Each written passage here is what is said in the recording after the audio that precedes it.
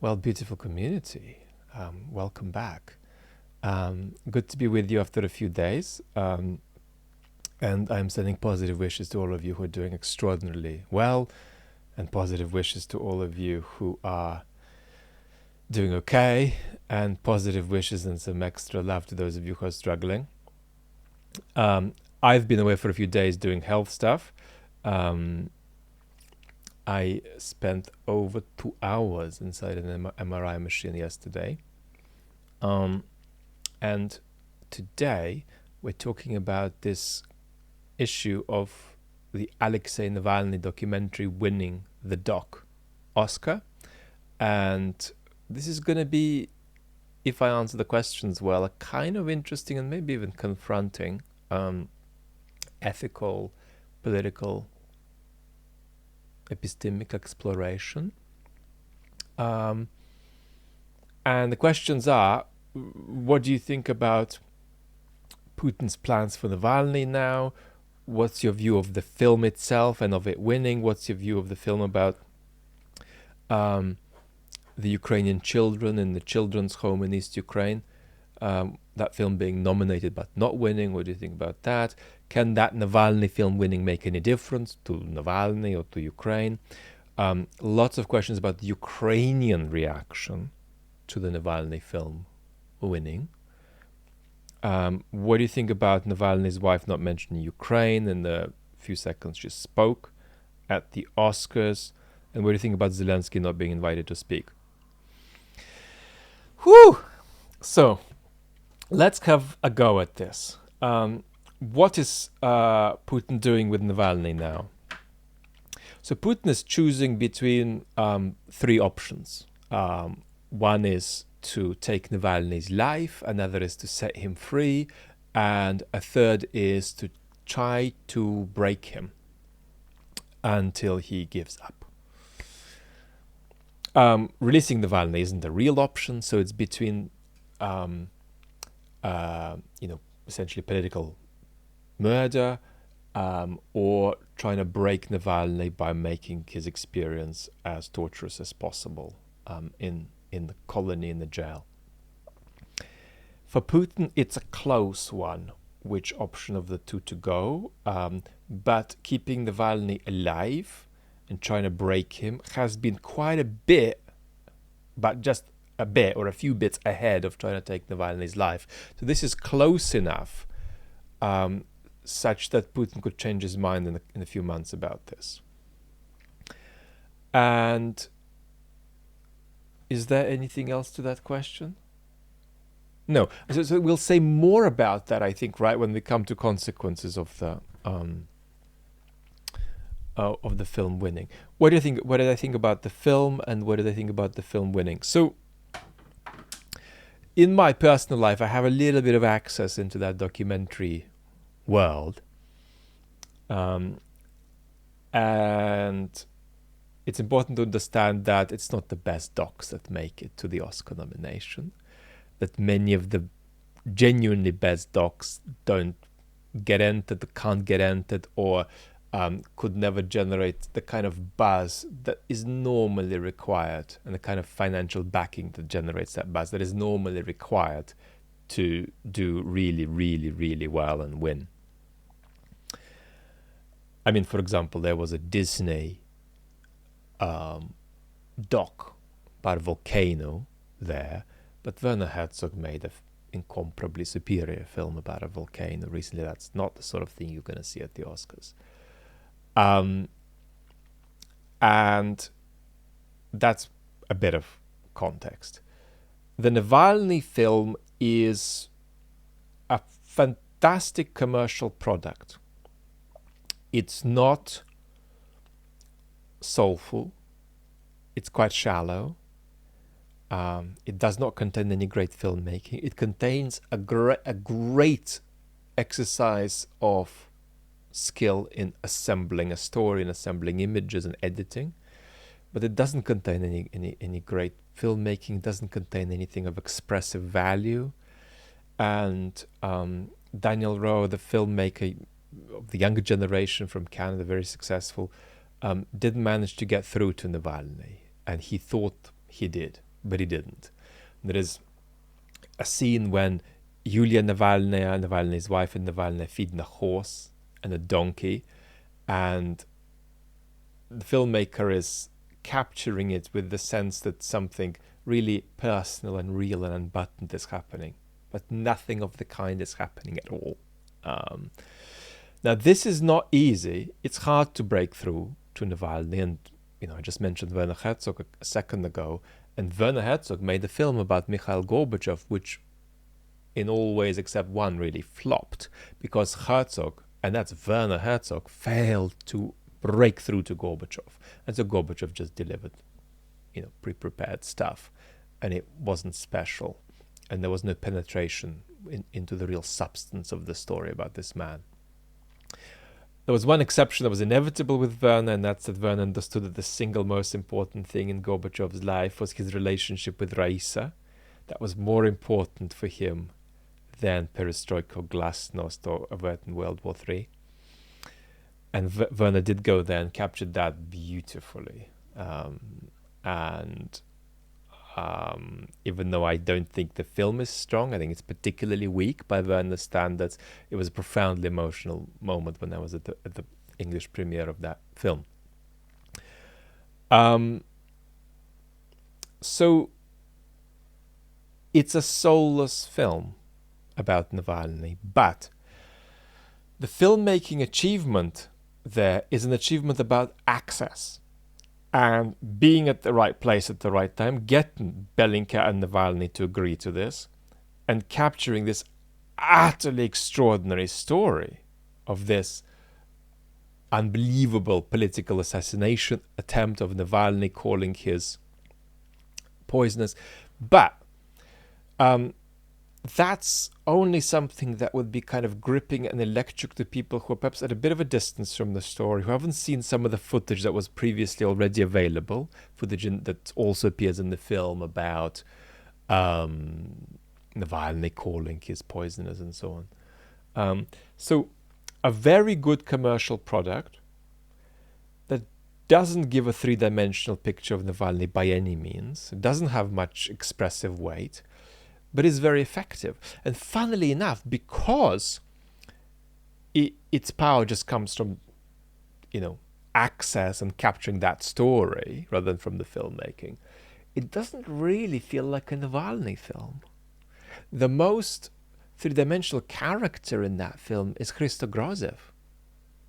Quite frankly, because you didn't need to break through to Christo. He was just there with his sort of somewhat aristocratic confidence. Earned confidence is a quality I particularly love. It's one of the top 10 qualities I respect the most.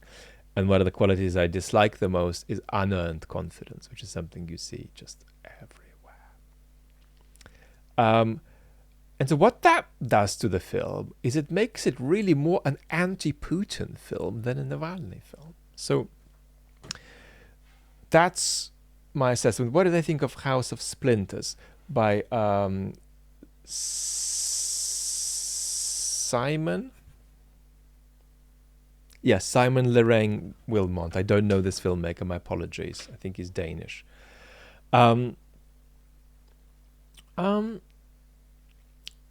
Look, if I were doing an art film festival where documentaries were welcome and House of Splinters went up against Navalny film, House of Splinters would win every time. It's not a masterpiece. It's not a film that's free of flaws. It's even not a film that's free from potential questions about exploitation.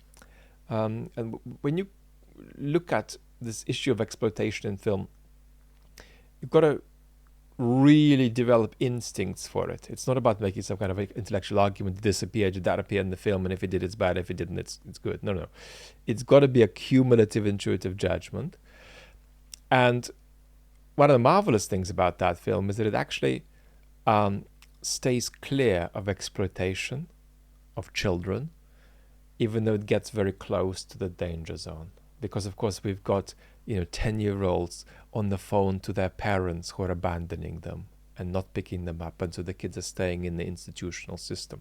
So it's a film about kids in 2019, 2020 in East Ukraine, right on the border of the conflict, in an area of great deprivation, and the parents are suffering all kinds of ills, often single parents with alcohol problems and so on. And these kids express a combination of and that's conveyed in the film beautifully, the combination of the magic of a child's world with this sort of brutal, premature maturation that they are forced into by the predicament they're in, by the fact that they have to carry their own parents, not the other way around, and so on, and by dealing with hardcore decisions about whether they're going to be rehomed, reinstitutionalized, and so on. And that film stays with you, and on any decent art film festival jury, it beats the Navalny film. But the Navalny film was inevitably going to win because the story is just utterly unbelievable. There is this, evil tyrant, Mr. Putin, and he's trying to poison his enemy, and then the enemy survives, and he's calling the people who are meant to execute him, and this is just an extraordinary story. So the drama of the story and the impact of the story at the Oscars made it inevitable that the film would win. Can the film make any difference to Navalny or to Ukraine? Yes, contrary to, let us say, 78.4% of the Ukrainian internet, the film is very good for Ukraine, and it's not close. It's not close. Even though Ukrainians vehemently don't share that view in large numbers. And for Navalny, I think it makes things more dangerous and less dangerous for him, and cumulatively a bit less dangerous, perhaps. More dangerous because I think the Kremlin was getting comfortable enough that Navalny's organization was acting kind of independently of him. He was fairly low profile. That the Kremlin attempts to create conflict and toxicity within the Russian opposition, because the Kremlin intervenes always in everything the Russian opposition does, tries to, the way it tries to intervene in our democracies. And then the Kremlin was feeling, well, there's enough quarreling going on organically anyway in the Russian opposition. Navalny is not having that big an impact. This raises his impact, so this might refresh their thinking process about this. But at the same time, it also makes it less convenient to engage in political murder. And of course, people who would be up for doing that would need to think, well, is Mr. Putin going to be there 2 or 3 years from now to protect me? And is the world really going to forget about this? So I think it makes it less safe and more safe for Navalny, slightly edging toward more safe. Can you comment on the reaction of the Ukrainian internet to the Navalny film winning the Oscar? So this is going to be challenging for you potentially if you're just completely stuck in a bubble where you can't say critical things about Ukraine. So I'm going to try to hold your hand through this. It is extremely important to be able to engage in constructive criticism, and also not to see Ukraine in monolithic terms, right? As though people who are shouting loudest there represent everybody there. So, because of the sort of extraordinary circumstance we're witnessing, Ukrainians are living through, I'm going to try to really hold your hand through this. So let's put a few basic things on the table first. In the video on the main channel, the last one, I talked about the extraordinary miscalculations that Putin made, with which he is persisting. and some of them were about Ukraine. And so the four biggest things that, dazzled the world about Ukraine was that the Ukrainian state held, and held with quite stunning functionality at regional levels. Then there was a kind of civic spiritedness whereby Ukrainians really were making considerable progress as a political culture since 2014, and this was dramatically accelerated by the war too. And you really could talk about a certain kind of civic belonging whereby Ukrainians felt they were part of the same polity and they were united in saying no, despite their differences, to the authoritarian imperialist stuff that was brutally coming their way. Then there was Zelensky. And Zelensky wasn't popular, isn't even necessarily a very likable person outside of the context in which we're seeing him. But he became an extraordinary expressed himself as an extraordinary war leader, as an extraordinary wartime communicator. And the contribution of Zelensky as an individual is extraordinary here. When we talk about individuals changing history, Zelensky's role is genuinely enormous. And then, of course, we've got the modernization and the moral spirit of the Ukrainian military. Now, there is also something very basic emotional that's got to be put on the table. And that's, for goodness sake, don't forget, and you do particularly well with this as a community, but don't forget to empathize with things even if they seem simple, like bombs falling on your head. That's not complex. It's important, and it's hugely significant, shocking, traumatic, but it's not complex. It's bombs falling on your head, which is really bad compared to bombs not falling on your head. And so you've got to empathize with the predicament of Ukrainians deeply. And that means that Ukrainian rage at the Putin regime is justified, but it also means that Ukrainian rage at Russians is justified. It's very important to put that on the table. And given how much I'm trying to hold your hand through this, let me hold your hand a little bit more and pick out, I think, two prejudices that I have in this conversation that, in my opinion, don't impact my analysis. And the fact that they don't impact my analysis is not some kind of achievement on my part that I've got to, be fantastically impartial. Not at all. It's more that various kinds of specific feelings I have about this political process or that political agent are always less powerful for me than the feeling I have that is to do with a love of human beings and love of human beings trying to do politics. Politics is a special activity people do.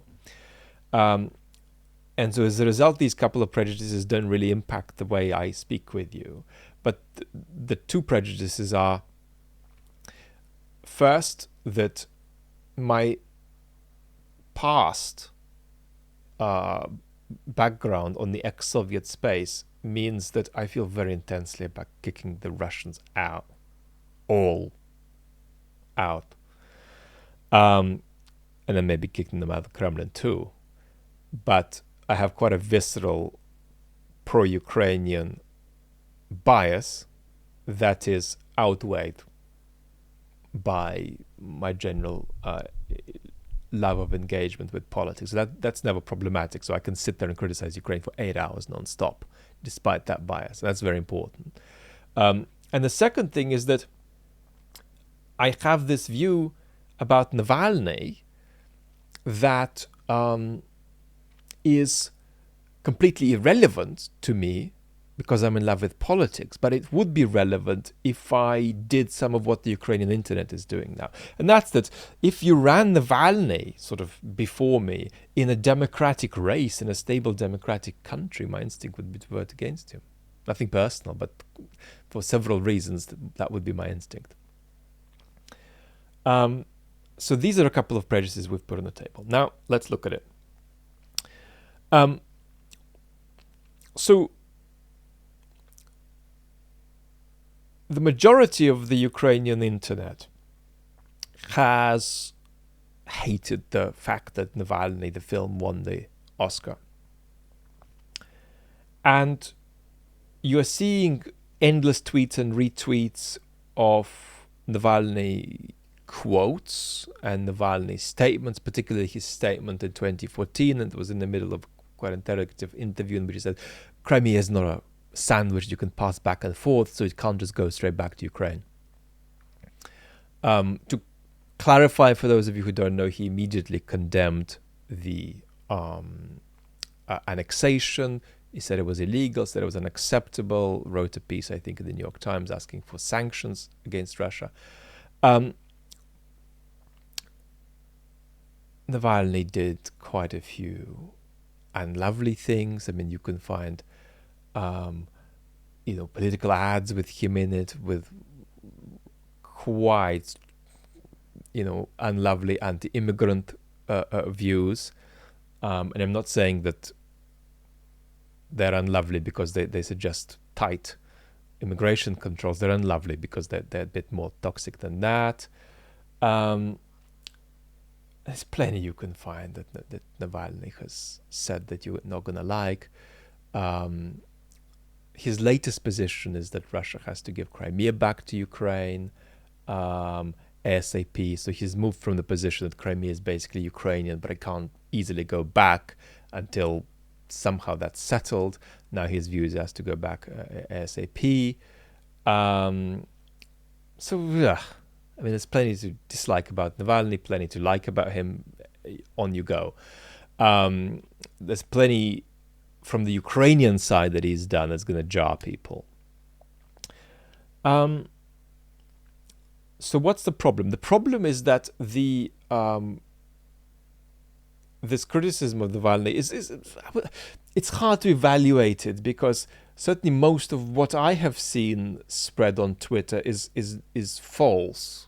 So there's this combination of truthful quotes from Navalny plus stuff circulated that's just misinterpreted, or the opposite thing is claimed about a statement than what the statement really says, because it's ironic or humorous and so on. But that all doesn't matter. What really matters is that there's sort of a deep feeling of offense at this guy who has shown elements of seemingly sort of Russian imperialism or some other kinds of bits of political unloveliness wins, or the film about him wins. And then Zelensky doesn't speak, and that film about the Ukrainian children doesn't win. And then the Navalny family are there, and they look glamorous, and so we'll get to that bit. So the problem with this reaction from probably the loudest and the preponderant bit of the Ukrainian internet is that it's apolitical. There's no politics in it. It takes a kind of bizarre approach to Navalny, as though Navalny were running in a democratic race in a fairly stable democratic country, and Ukrainians were being asked what they think about him. Nobody's asking anybody what they think about Navalny. Navalny is not running for any election. Russians are not voting for him either. He is a political prisoner who is unarmed against the Putin regime, and in many ways trying to take on the Putin regime single-handedly, even though there are other important political prisoners there.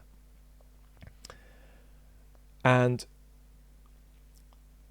so this is an engagement with Navalny as though there were choices about him that aren't there. And there's even a consumerist aspect to this, that it's sort of like you're trying to see if you want to buy this thing, Navalny, and if you don't like it, you can go to a shop next door and by another Russian opposition leader who's better than Navalny. Well, there aren't other shops. There isn't a single shop.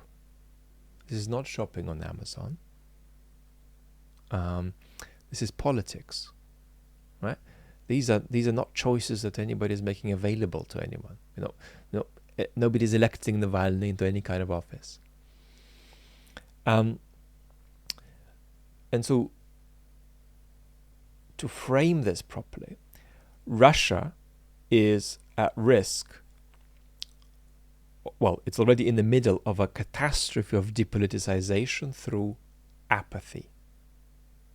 Ukraine, in its conversation with itself about itself, is at risk of depoliticization through political activism. And there is a connection between the reaction to Navalny and the depoliticized nature in which Ukraine's conversation with itself about derussification, decommunization,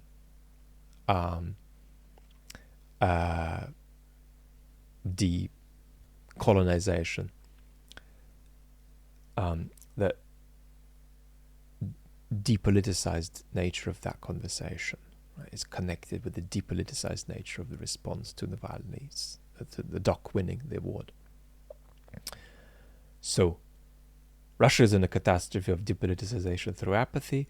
Ukraine has, in its public discourse, some risk of depoliticization through the opposite of apathy, through engaging in politics vocally without actually engaging in politics. Right? Actual politics is, well, we've got Russia on our border, something's going to happen or not going to happen with that after we win the war.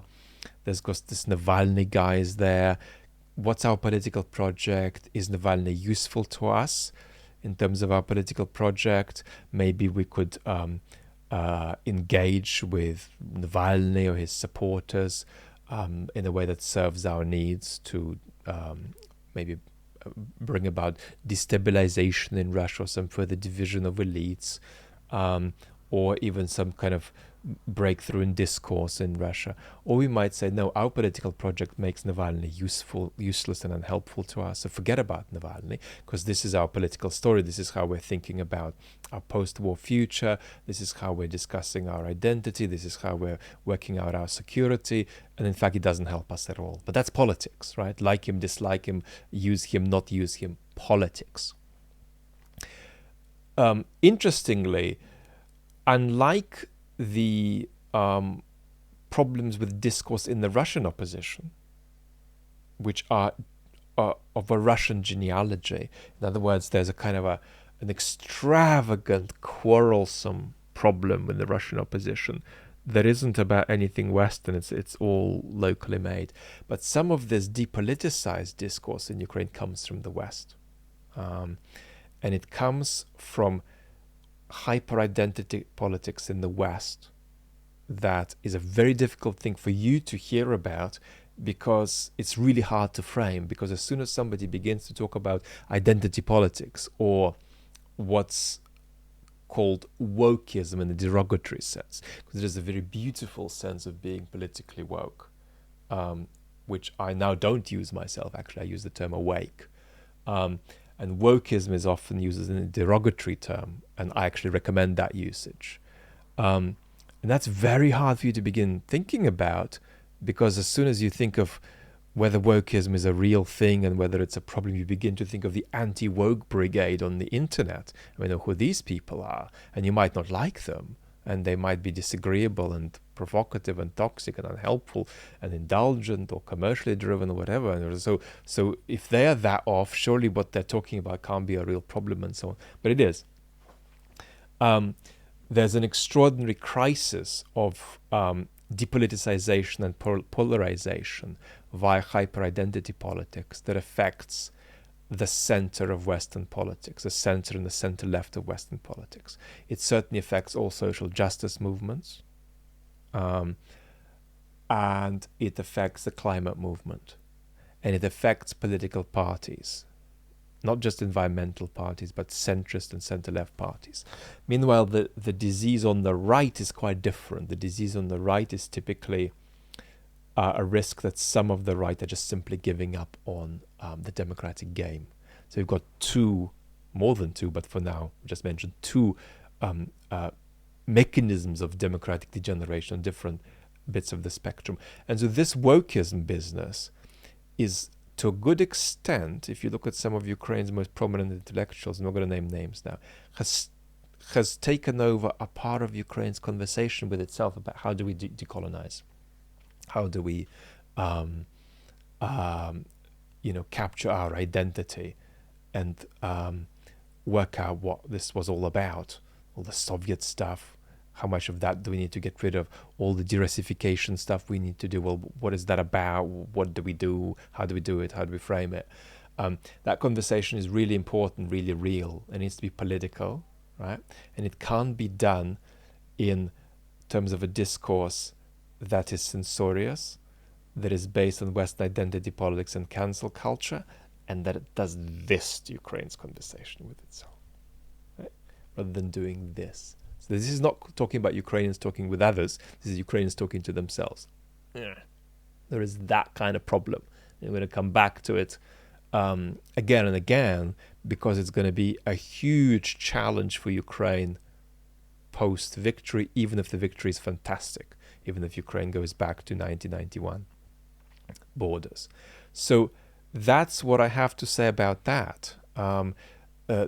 The preponderance of that critique is extraordinarily depoliticized and an indication of a challenge in Ukraine's discourse with itself about decolonization. Why did Yulia... So we've done a bit of political analysis here. Let's do a little bit of ethical analysis. Why did Yulia Navalny not mention Ukraine? Well, I don't know. I'm not going to say it wouldn't have been good to mention Ukraine. How would I evaluate that ethically? I'd put two principles on the table, even though principles aren't what we need here. But one is,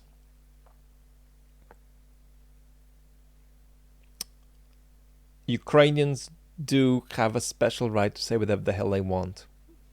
There is a bit to that, and we have got to be realistic that that's important to give people who are in that predicament. On the other hand, this is a woman there with her two kids. And her husband is taking on the Putin regime. He's being tortured. He's a political prisoner. They try to get rid of him. It's a close relationship. He's the love of her life. The kids are missing their dad. She was given 12 seconds to speak, and she didn't mention Ukraine. Plus, it's a Russian politician. Her husband is not a Ukrainian politician. He's a Russian politician. And she's centered on something personal. My love will be reunited, something like that. And she did say Russia will be free and my love will be reunited.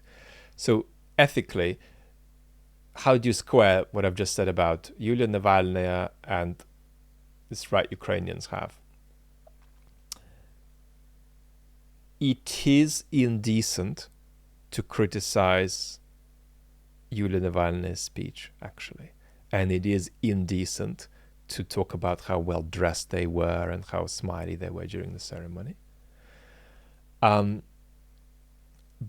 if you tell me that you just don't mind Ukrainians doing that because you empathize, you get it, then my ethical ethical economy management advice would be, don't say that it's okay and decent to say it. Say that it's indecent but still okay for Ukrainians to say it. In other words, it is indecent to tell this woman that she should have said something else in these 12 seconds. It really is indecent. But it may be that we can easily forgive Ukrainians being indecent. But that would be the balance I put in it. And again, the only way this really matters is if this is something we connect with that set of preliminary remarks I made about Ukrainian discourse, which, by the way, many public voices in Ukraine are expressing as a real problem about discourse in their country. One of them is on YouTube. Well, several of them are on YouTube. One of them is on YouTube is a professional philosopher, Andrei Baumeister, who's has different views, different political views to me, but is also worried about it. What do you think about Zelensky not being invited to speak? Well, I don't want to comment for the on the particulars of the decision, because I don't have anything interesting to say about that. Let's just comment about it from the point of view of what's good for Ukraine. It would have been good for Ukraine for Zelensky to speak. But here is the analysis I have, unfortunately. And that's that at the moment, wherever Zelensky speaks in the Western world, it's good for Ukraine. But how good it is changing. Because as the Republican race in the United States heats up, Ukraine will become an increasingly central and polarizing issue.